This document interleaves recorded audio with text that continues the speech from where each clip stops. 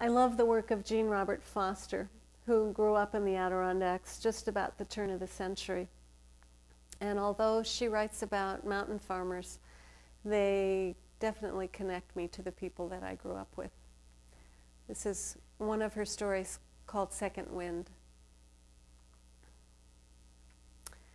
Folks have strange things tucked away in their heads, rattling around in the corners. Now you take Milo Brown. He had something that I wish I'd asked him more about while he was on this earth. He had a name for it. He called it Second Wind. But there was more to it than the name. I found out about it one summer morning when Milo came to me for work. Now mostly we traded work in the settlement, but I hired Milo. He didn't own his farm or even his house, and he had a pack of hungry children. Milo was little and lean and scrawny, and I wasn't sure that he could do the work, swinging a scythe all day in the hayfield. But he said he could, so I let him start out with us.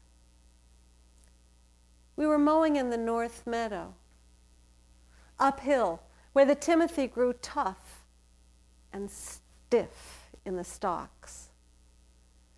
Milo started out with us early, and he held his end up pretty well until about 10 o'clock, and then I saw him sink down on a stump.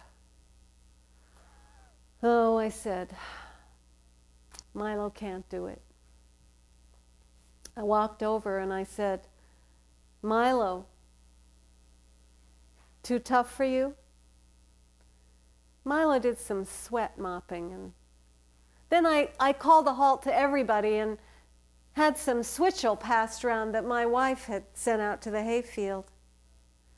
And then I turned back to Milo and he said, it's tough, but I won't notice once I get my second wind. Oh, I said, I've heard say of your second wind, Milo. Does it always come on time? It comes, Milo said, when I need it. The Lord made me little and scrawny, but he helps me. It seems like when I've used up all my strength, then there's something inside me that takes over and just keeps right on working. It's like there was a strong man inside there that says, Milo, just keep trusting. I've trusted. My second wind's never failed. Well, Milo got out his whetstone then and started to sharpen his scythe. I've always loved that sound of whetstones ringing out in a hayfield. And then he stirred up and he started to mow again. Now he was mowing easy. And when we got to the top of the hill, Milo was ahead of everybody, laying a long, smooth swath, even and straight.